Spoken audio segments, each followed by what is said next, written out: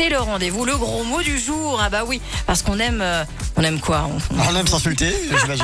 Mais non, On c'est aime vous apprendre l'origine des gros mots, mais c'est des gros mots gentils quand c'est même. ça, c'est des gros mots Eh qu'on ben oui. peut prononcer à l'antenne, que tout le monde peut entendre. Et on aime bien revenir sur leurs origines, comme tu le dis, Fanny, tous les ben oui. matins, c'est toi qui t'en charges. Oh là là, mais t'es complètement snob. Un peu snob, toi. Un peu snob. Ouais, très Ouais. snob peut-être aussi. Pour nous aider évidemment à savoir de ce que ça veut dire, il y a Jade aussi qui est là, notre stagiaire de cette semaine. Jade, snob pour toi, c'est quoi quelqu'un de snob? J'en ai aucune idée. Non, vraiment rien du tout.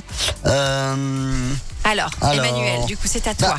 Je me pose la question, est-ce que ça désignerait pas une catégorie de genre, parce que évidemment snob, quand tu dis de quelqu'un qui est snob, c'est que voilà, il se prend un petit peu trop au sérieux, il se prend la tête, Oui. il est méprisant envers les autres. C'est exactement ça, quelqu'un. Donc snob, je dirais que je me demande, Fanny, si ça désigne pas des catégories de gens, au même titre que tu sais, on dit les zazous, les dadas, tu sais, c'est des mots un peu comme ça, un petit peu drôles à prononcer, qui désignent vraiment tout un groupuscule de gens précis. Bien sûr, et pour ça il faut aller en Angleterre, et oui, D'accord.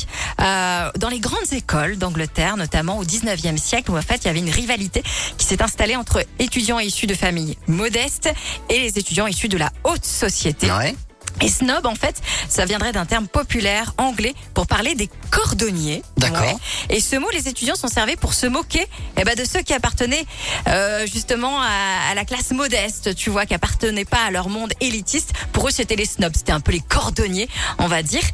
Et donc, ces snobs que représentaient ces cordonniers, en tout cas les familles modestes, c'était des petits bourgeois qui cherchaient à imiter les vrais aristocrates. Ah, Et oui, et c'est pour ça que quand on te traite de snob, c'est que finalement dans ton attitude, tu cherches à paraître fancy, à etc. péter un petit peu plus haut que vous savez quoi. D'accord, je vois très bien.